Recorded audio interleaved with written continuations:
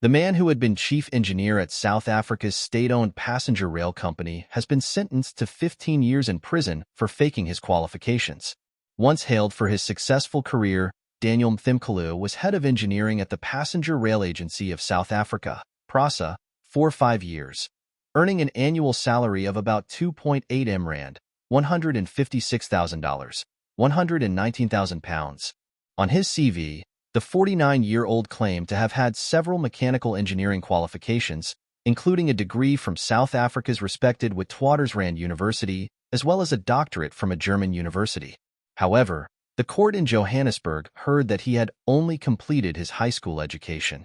The sentence sends a strong message that the perpetrators of white-collar crime will not go unpunished, said Findim Jonandwane, spokesperson for the National Prosecuting Authority, NPA. Mthimkhulu was arrested in July 2015 shortly after his web of lies began to unravel.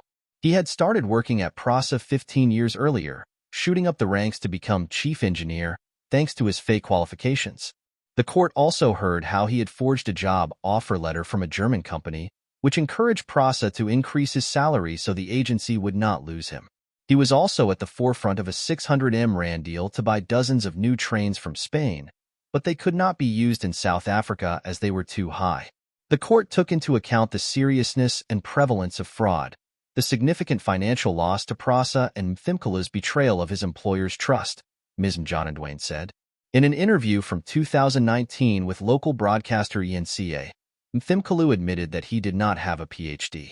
"I failed to correct the perception that I have it. I just became comfortable with the title. I did not foresee any damages as a result of this," he said. Ltgen Siswancho Godfrey Labia, the head of South Africa's elite Hawks police unit that helped bring the prosecution, also welcomed the sentence. "This should serve as a lesson to would-be fraudsters that crime doesn't pay," he said. The Hawks said this was a case linked to state capture, a term used in South Africa to describe widespread corruption that occurred under Jacob Zuma when he was president from 2009 until 2018. Other organizations and those on social media also welcomed the news, with some noting that it highlighted that basic checks needed to be put in place when hiring people. Daniel Mthimkhulu's story is proof of a failing administration system, one ex-user posted. "Not a lot of companies use qualification verification systems. We definitely have a lot more people working with fraudulent qualifications than we think." Mthimkhulu is reportedly planning to appeal.